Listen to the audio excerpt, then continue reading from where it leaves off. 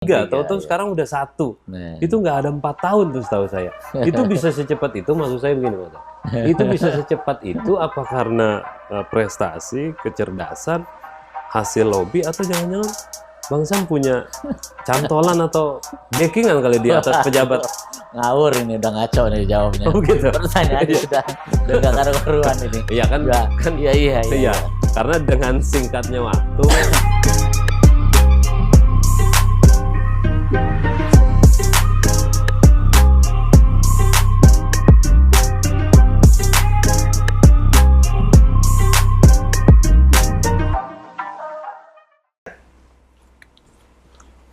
Halo viewers, ngaco ngobrol ala Indoposko dimanapun berada. Jumpa lagi kita dalam sebuah program yang ada di YouTube, program Indoposko Channel, yaitu ngaco ngobrol ala Indoposko, yang kali ini kita pergi ke suatu tempat di daerah Senayan, Jakarta, tepatnya di Jalan Gerbang Pemuda, yaitu di kantor Kementerian Pemuda dan Olahraga. Dan kita akan ngaco, kita akan ngobrol ala Indoposko bersama seorang tamu. Kita berkunjung ke sini, yaitu Bapak Dr. Samsudin MPD atau Abang Samsudin, saya biasa menyapanya. Beliau ini adalah staf ahli bidang hukum Kementerian Pemuda dan Olahraga. Apa kabarnya, Bang Sam? Alhamdulillah, baik ya. Baik ya. Ya, baik. Bersama saya Rahman. Pak Sam ini, Bang Sam ini biasa menyapa saya apa nanti begitu. Karena ini juga sudah sekian lama ya. Sudah lama kita nggak ketemu ya. Nggak ketemu, akhirnya dipertemukan lagi dalam sebuah program. Iya, betul. Bang Sam, kita ngobrol di sini.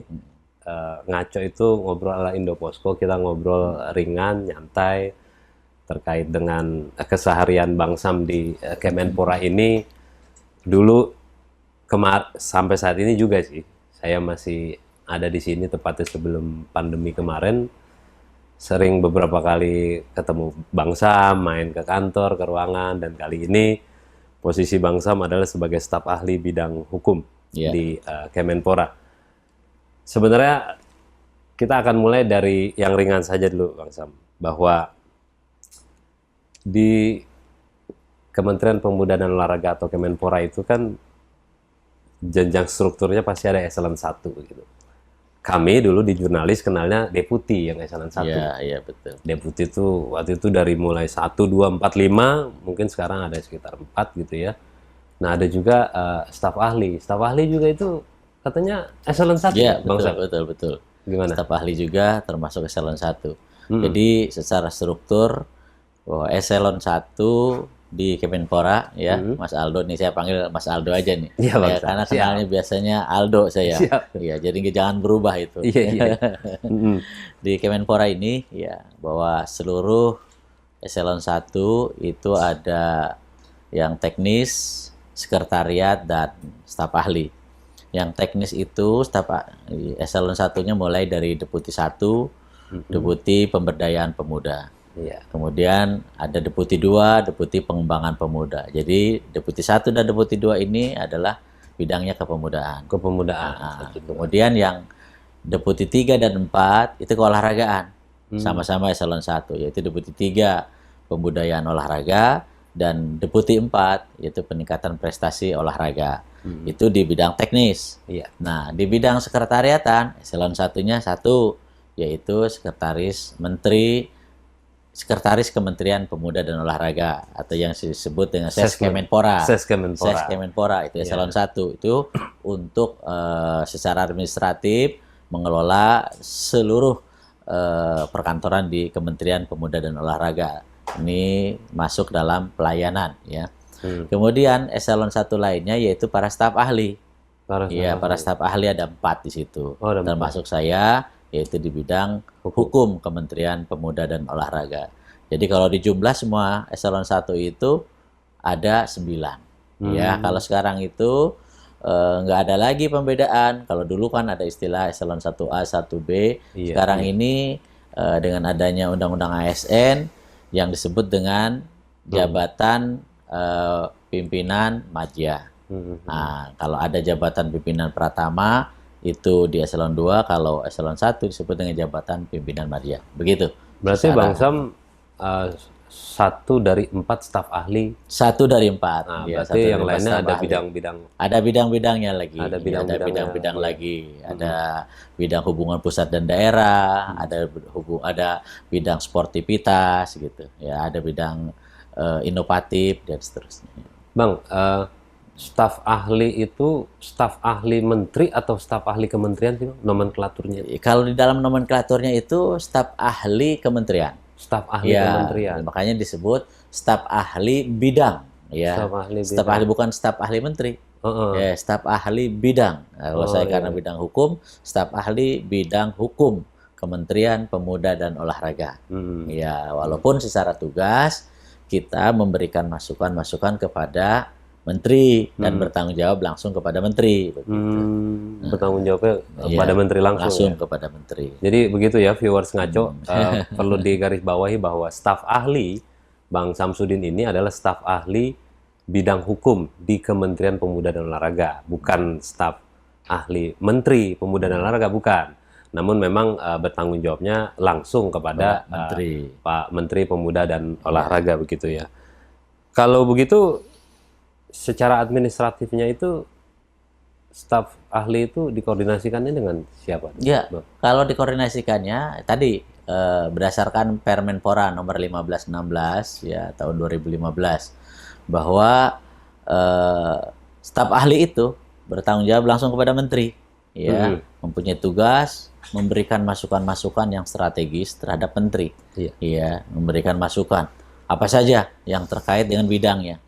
Ya, kemudian secara teknis nanti, ya, menteri kan banyak tugas. Nah, dikoordinasikanlah antara staf ahli ini dengan para staf ahli lainnya, antara staf ahli ini dengan para deputi, staf ahli ini dengan stakeholder luar. Oleh siapa? Oleh sekretaris kementerian. Nah, jadi kalau di dalam peraturannya bahwa 1516 ya, Permenpora 1516 bahwa staf ahli dikoordinasikannya oleh Sekretaris Kementerian Pemuda dan Olahraga. Namun bertanggung jawabnya kepada Menteri Pemuda dan Olahraga. Begitu. Ya.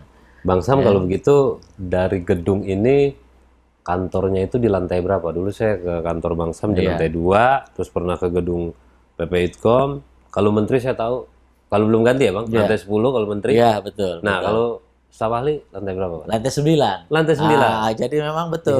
Mas Aldo ini waktu ketemu saya, mungkin pada saat saya sebagai Kabag Humas, ya.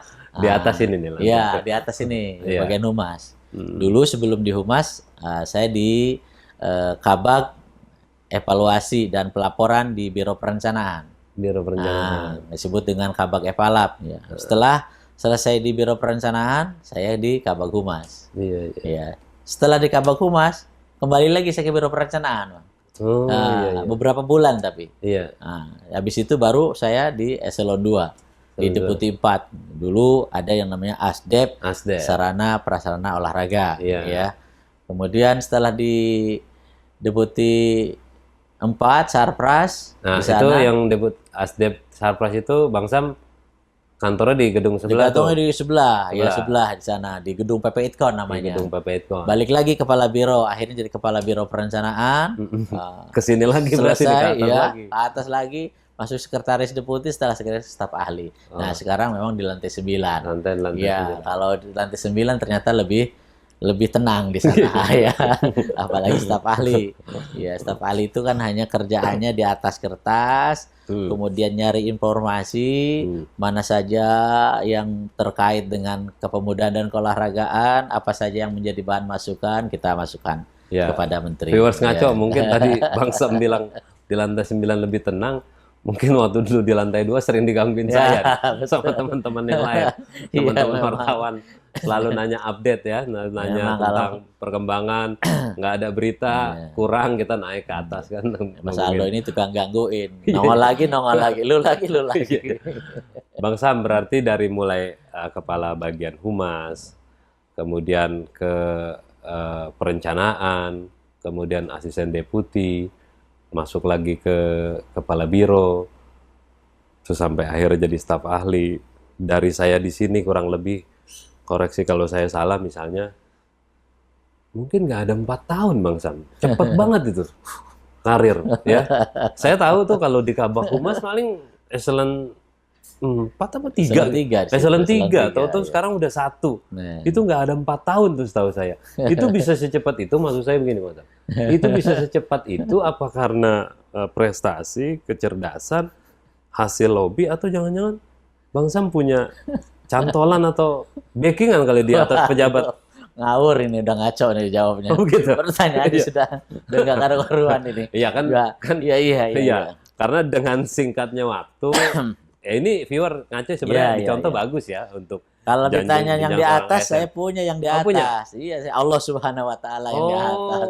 Ya itu nggak ngaco jawabannya. Oh iya, itu tapi kalau benar. pertanyaannya ngaco itu. Oh, kalau itu ngaco, iya. Jadi kalau memang sandarannya, kalau memang yang diminta adalah Allah, Tuhan yang Maha Esa adalah itu benar. Iya. Tapi tidaklah dengan cara-cara begitu ya. Kita semua ada garisan tangannya. Iya. Ya. Jadi kalau saya ngelihat ya, istilah joknya itu, makanya kita kalau di rumah jangan sering-sering kita nyetir motor, mobil, nyuci. Kenapa? Garis tangannya hilang lama-lama. Iya. Viewer ngaco ini joknya mantap juga nih Bang Sam ya. Jadi garis tangan ini, selain kita punya kecerdasan, kenal dengan yang lain, kemudian punya kualifikasi untuk menduduki posisi tertentu, tidak bisa dimungkiri bahwa keberuntungan, kalau orang kita bilang garis tangan itu yang sangat juga menjadi faktor penentu ya untuk keberhasilan seseorang. Bang Sam, saya mau lanjut lagi nih. Kalau begitu, secara garis besar saja bisa diinfokan kepada viewers ngaco. Jadi panggilan kita ke ngaco ini ke pemirsanya nih viewers nih. Bang Sam. Ya.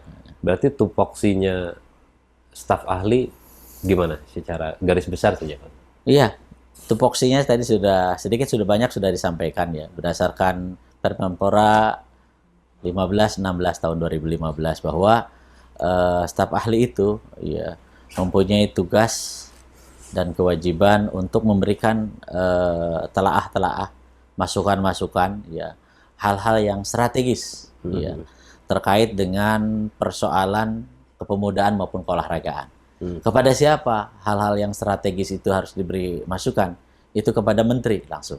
Ya, karena Bapak Menteri dengan keterbatasannya dia harus diberikan masukan ya dari para staf ahli agar supaya dalam memutuskan Bapak Menteri pun tidak salah dan Bapak Menteri pun bisa melakukan hal yang strategis juga untuk kepentingan masyarakat olahraga, masyarakat pemuda maupun masyarakat secara umum.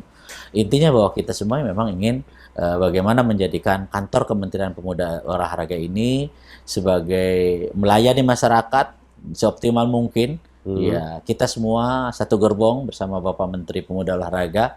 Ya, tentu Bapak Menteri sebagai masinisnya yang terdepan, ya kita harus memberi masukan yang baik, yang benar, dan hal yang strategis mana yang lebih diutamakan untuk kepentingan masyarakat, bangsa, dan negara. Oke. Itu ya viewers dari Bang Sam soal tupoksinya sebagai seorang staf ahli. Sekarang saya mau lanjut begini Bang Sam. Kementerian Pemuda dan Olahraga ini kan core-nya ini sebenarnya ada 2. Pemuda dan olahraga. Yeah. Kalau ngomongin olahraga, menurut saya Bang Sam udah hatam. Karena karirnya di ASN di Kemenpora lebih banyak masuknya di olahraga, kedeputian olahraga gitu ya. Yeah. Tapi ketika jadi Kabak Humas secara nggak langsung, ya sebenarnya bukan hanya nanganin olahraga saat itu, betul. Harus kepemudaan. Memang kita akui bahwa tingkat intensitas pemberitaan dan lain-lain, publikasi maupun kegiatan, rasanya memang olahraga lebih dari kepemudaan. Tapi menurut saya tidak juga, mungkin karena kurangnya hal-hal yang mesti dipublish dari kepemudaan sehingga menjadi minim. Nah, maksud saya begini, Bang Sam. Buat seorang Bang Samsudin, bagaimana pandangannya tentang kepemudaan di Indonesia saat ini yang tengah dihadapi oleh pandemi yang sudah setahun lebih ini? Iya, betul. Gimana, Bang? Ya memang bicara tentang masalah kepemudaan ya. Kita ini kurang lebih sekitar 60-70 juta ya. 60-70 jumlah pemuda di Indonesia. Ya. Di era global, di era milenial ini, ya, jumlah pemuda yang begitu besar tentu menjadi sebuah potensi, ya, potensi bagi bangsa Indonesia agar bisa dikelola sebaik-baiknya. Apalagi kita sedang menghadapi bonus demografi yang kita kenal, ya, di mana jumlah usia produktif lebih besar dibanding dengan usia yang non produktif dalam kurun waktu sekian tahun, ya. Nah, oleh karena itu pemerintah tentu harus bagaimana mengelola SDM para pemuda ini dengan baik, dengan tepat, ya, sehingga jangan sampai bonus demografi besarnya jumlah pemuda ini terabaikan, ya. Makanya pemerintah melakukan upaya-upaya dengan membuat kartu prakerja, memberikan pelatihan keterampilan, kemudian sekolah-sekolah yang sifatnya skill itu terus dimasifkan, dibanyakkan, kemudian bagaimana pelatihan-pelatihan dan lain-lain dilakukan, keterampilan dan seterusnya. Nah, ini upaya dilakukan agar pemuda tidak tertinggal dan justru potensi yang ada ini bisa membangun bangsa dan negara ini lebih baik. Nah, di era pandemi tentu hal menjadi tantangan, ya. Hal yang menjadi tantangan. Sementara posisi bonus demografi jumlah pemuda ini harus besar, ini harus dioptimalkan, dihantamlah dengan pandemi, ya, di era pandemi. Tentunya kita harus ambil hikmahnya. Ya, kenapa demikian? Karena kita mungkin bisa jadi pendidikan pemuda Indonesia dulu belum sebegitu hebat, belum begitu aware dengan IT, ya, dengan gadget, dengan teknologi. Tapi begitu pandemi masuk, mau tidak mau, akhirnya sekarang sudah mulai, harus menyesuaikan dengan kondisi. Ya, kalau enggak, saya bisa gulung tikar. Kalau enggak, saya nggak bisa apa-apa. Wah, semua orang berlomba-lomba untuk bisa beradaptasi dengan IT, adaptasi dengan gadget, adaptasi dengan teknologi karena pandemi, agar supaya bisa survival dengan pandemi ini. Ya, untuk itu saya berharap bahwa apapun yang terjadi di era pandemi ini, kita harus beradaptasi, ya, menyesuaikan diri, jadikan hikmah bahwa ini adalah untuk memacu kemauan, keterampilan, motivasi bagi pemuda untuk bisa tampil lebih hebat lagi dibanding dengan sebelum pandemi itu. Oke. Kalau konteksnya Kemenpora nih bagaimana, Bang Sam? Maksud saya kementerian lain barangkali sudah melakukan terobosan untuk kaum muda yang tadi bonus demografinya sangat besar, milenial kita besar, baik dalam hal bisnis misalkan, kemudian peranan lain-lainnya, kebudayaan, pendidikan, dan lain-lain. Nah, kalau Kemenpora punya terobosan apakah pada pemuda itu, terutama di era pandemi ini? Barangkali ada satu program atau kegiatan yang bisa memberdayakan mereka begitu? Ya, sebenarnya di kepemudaan, ya, baik di Deputi 1 di bidang kepemudaan, Deputi 2 di bidang juga kepemudaan. Kita di situ ada yang namanya program kewirausahaan pemuda. Kewirausahaan pemuda. Mau tidak mau bahwa kewirausahaan itu adalah menjadi tolak ukur keberhasilan suatu bangsa. Apabila bangsa ini 2% saja orang berwirausaha, ya seperti Mas Aldo dan teman-temannya ini, mampu, ya, survive dengan usahanya, maka itu merupakan kebanggaan bagi bangsa ini, ya, kehebatan bagi bangsa ini, karena 2% penduduk Indonesia, sebuah negara itu kalau berwirausaha maka sudah maju negaranya. Nah, untuk itu kita mendorong, ya, kepada kaum muda agar mau aktif, ya, dan tidak tertinggal di dalam berwirausaha. Kita ada di sini program tentang kewirausahaan pemula, ada program kewirausahaan lanjutan, ya. Kemudian kerjasama juga dengan beberapa kementerian, ada MOU bersama Kementerian UKM, ya, MOU dengan kementerian-kementerian lain, yang artinya bahwa bisa mendorong program-program itu pemuda-pemuda bisa bersama Kemenpora bisa terangkul dari program terutama keterampilan skillnya untuk berwirausaha. Ya, itu yang dilakukan oleh Kemenpora. Kemenpora itu memang secara tanggung jawab terhadap pemuda itu menurut saya ini besar banget, Bang Sam. Artinya cuma Kementerian Kemenpora yang nomenklaturnya menyebut pemuda, dan pemudanya ini 60-70% bonus demografi. dan menurut saya tuh besar banget perannya Kemenpora begitu. Betul, tetapi sebenarnya ya jumlah yang sedemikian besar itu tidak hanya dan tidak hanya Kemenpora tugasnya. Iya, Ya Bang Mas Aldo. Jadi tugas itu ada yang namanya di sini peraturan koordinasi lintas sektor. Artinya Kemenpora sebagai leading sektor utamanya untuk bisa bekerja sama dengan kementerian lain yang juga mereka punya program untuk kepemudaan. Nah, jadi program kepemudaan tidak hanya Kemenpora. Di Kementerian UKM ada Kemenpora, ada program untuk pemuda. Iya. Di Kementerian Lingkungan Hidup ada untuk pemuda. Di Kementerian Perindustrian ada untuk pemuda dan lain-lain. Iya. Artinya dengan potensi di seluruh kementerian ada program untuk kepemudaan, maka adalah aturan ya Perpres tentang koordinasi lintas sektor. Siapa yang mengkoordinasikannya? Kemenpora. Karena Kemenpora adalah kementerian yang menaungi kepemudaan secara langsung. Itu sejauh ini Bang Sam sudah dilakukan ya? Maksud saya ya, sudah berjalan kali ya? Komunikasi itu sudah berjalan. Kemudian evaluasi, kemudian rapat-rapat, koordinasi bersama sudah berjalan. Makanya ada program tadi, MOU dengan Kementerian Perindustrian, UKM, Kementerian Tenaga Kerja, Parekraf, dan lain-lain. Nah, itulah karena ada landasan hukumnya. Yaitu tadi peraturan terkait dengan koordinasi lintas sektor. Itu.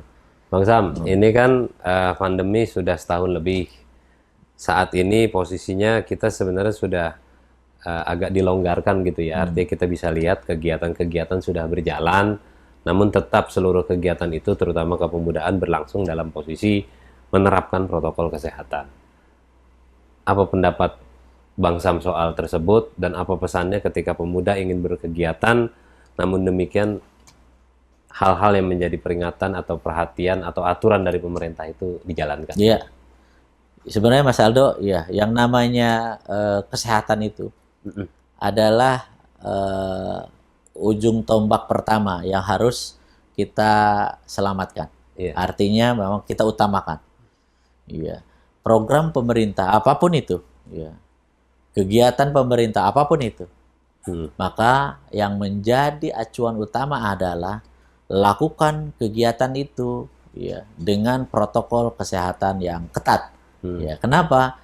Karena melindungi kesehatan warga negara Indonesia jauh lebih wajib dibanding yang lainnya.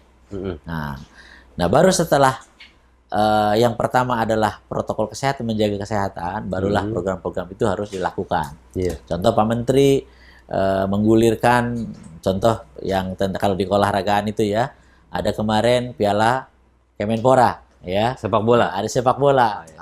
Itu Menteri minta Jakarta juga, Persija ya? Iya, Persija kan. Iya, saya ikutin itu. Luar biasa, selamat itu buat Persija. Piala Menpora. Nah, yang jelas bahwa di situ protokol kesehatan harus diutamakan. Nah, dalam waktu dekat liganya bakal. Iya, itu juga kan karena buah keberhasilan dari Piala Kemenpora yang sukses dilaksanakan dengan protokol kesehatan. Nah, begitu juga kalau kita melakukan dengan yang lain, khususnya di kepemudaan. Kepemudaan tidak pernah sepi dengan seminar, tidak pernah sepi dengan diskusi.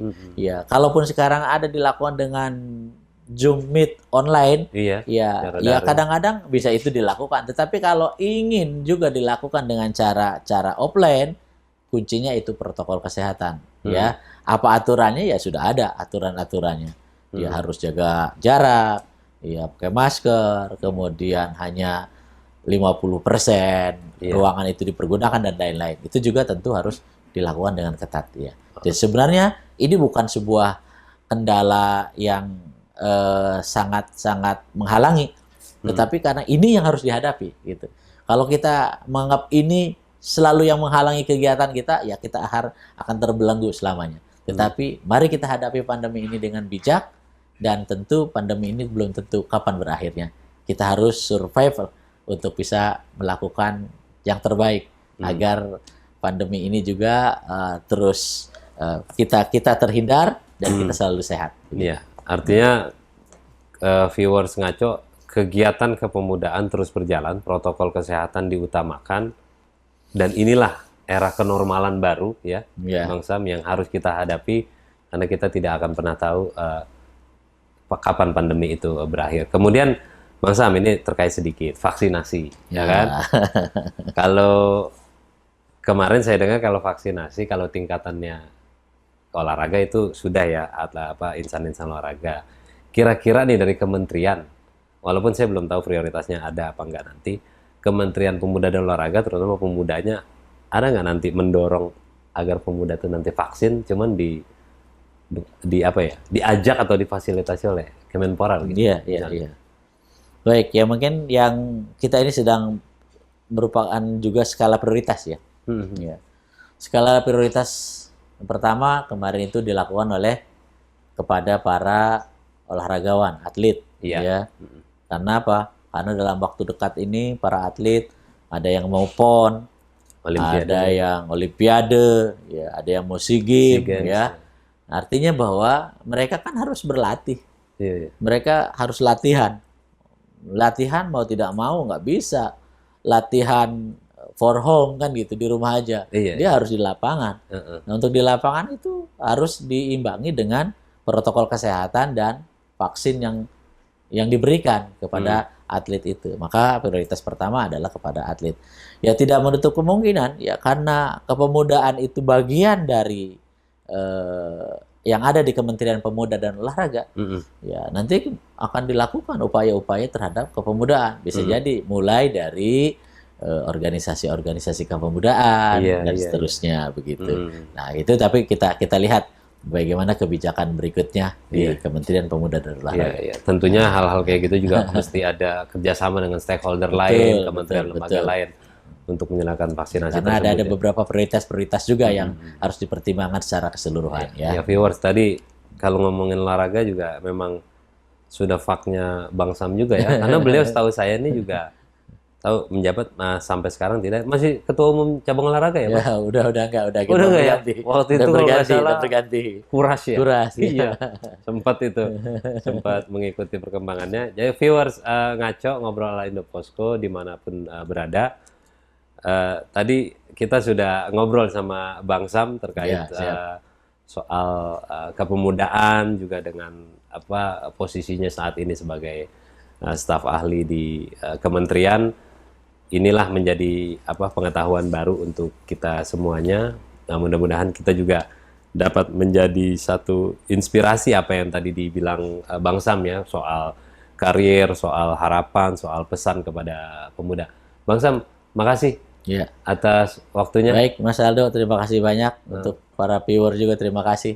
Tetap semangat. Kapan-kapan kami undang main ke studio kami. Siap.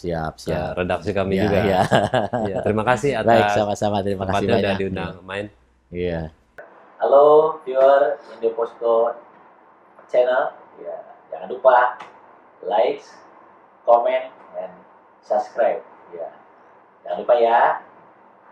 Viewers, ngaco ngobrol ala Indoposko dimanapun berada. Demikianlah perbincangan kita kali ini. Nanti kita akan bertemu pada lain waktu, kesempatan, serta topik yang berbeda. Salam dari saya, Rahman. Sampai jumpa.